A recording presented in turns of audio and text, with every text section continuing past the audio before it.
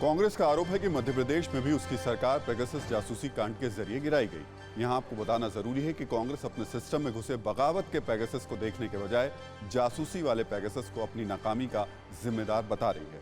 कांग्रेस मध्य प्रदेश की सरकार गिरने और पेगासस जासूसी को जोड़कर क्रोनोलॉजी समझा रही है, लेकिन कांग्रेस खुद मध्य प्रदेश की क्रोनोलॉजी भूलती जा रही है। पार्टी में अनदेखी से नाराज ज्योतिरादित्य सिंधिया ने सरकार गिराई थी, ये सबको पता है। लोकसभा चुनाव में हार के बाद सिंधिया राज्यसभा चुनाव में पार्टी की तरफ से पहली सीट पर दावा कर रहे थे, लेकिन कांग्रेस ने सिंधिया के बजाय दिग्विजय सिंह को पहली सीट के लिए प्राथमिकता दी। सिंधिया अपने लिए मध्य प्रदेश कांग्रेस अध्यक्ष पद की मांग कर रहे थे। सिंधिया खुद को सीएम नहीं बनाए जाने के बाद अपने किसी समर्थक को डिप्टी सीएम बनवाना चाहते थे। सिंधिया कमलनाथ सरकार में अपने समर्थकों को ज्यादा अहमियत और अहम मंत्रालय और मंत्री पद देने का दबाव बना रहे थे। सिंधिया समर्थक सीएम कमलनाथ पर अनदेखी और संवादहीनता का आरोप भी लगा रहे थे।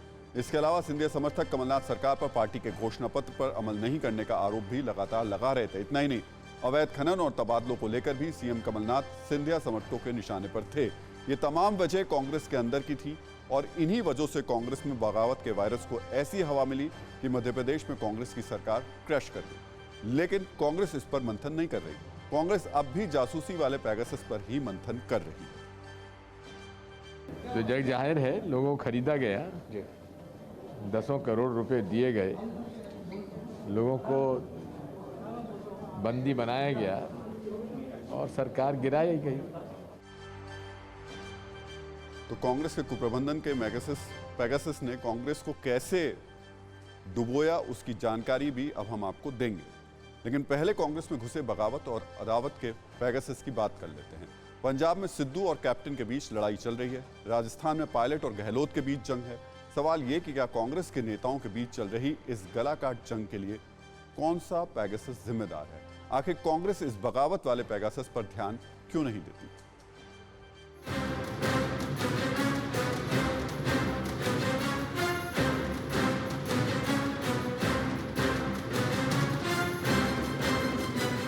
कांग्रेस के नेता जब दिल्ली में बैठे पेगासस का राग गा रहे थे, उस वक्त पंजाब में कांग्रेस के नए कप्तान नवजोत सिंह सिद्धू अपने विधायकों के साथ स्वर्ण मंदिर पहुंचे। वैसे सिद्धू पंजाब कांग्रेस के अध्यक्ष हैं, लेकिन सीएम अमरिंदर सिंह का खेमा उन्हें अध्यक्ष मानने को तैयार नहीं।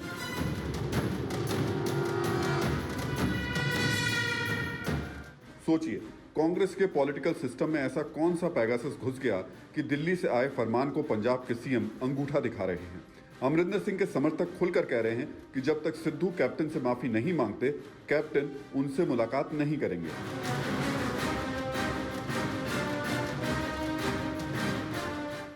पंजाब में कांग्रेस के पॉलिटिकल सिस्टम को सिद्धू बनाम कैप्टन की लड़ाई ने हैक कर लिया है।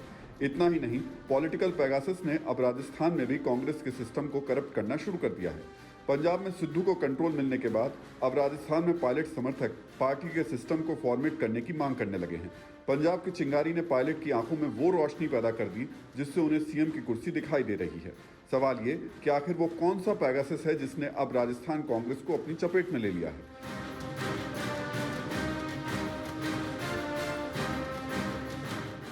बात फिर कर्नाटक की कर लेते हैं। जिस कर्नाटक की सरकार गिरने के लिए कांग्रेस पेगासस को जिम्मेदार ठहरा रही है, उसी कर्नाटक के दिग्गज सिद्धरमैया और डीके शिव कुमार दिल्ली दरबार में पहुंचे। बजे रही कुर्सी का पॉलिटिकल पेगासस। सरकार बेशक गिर गई, लेकिन कुर्सी की लड़ाई अभी नहीं थमी। कांग्रेस अपनी नाकामी की वजह पेगासस में तलाश रही है, लेकिन उसके पास इस सवाल का जवाब नहीं कि उसके सिस्टम में जो पॉलिटिकल पेगासस घुस गया, जिस पेगासस ने उसके सिस्टम को हैक कर लिया, उसका इलाज वो कैसे करेगी?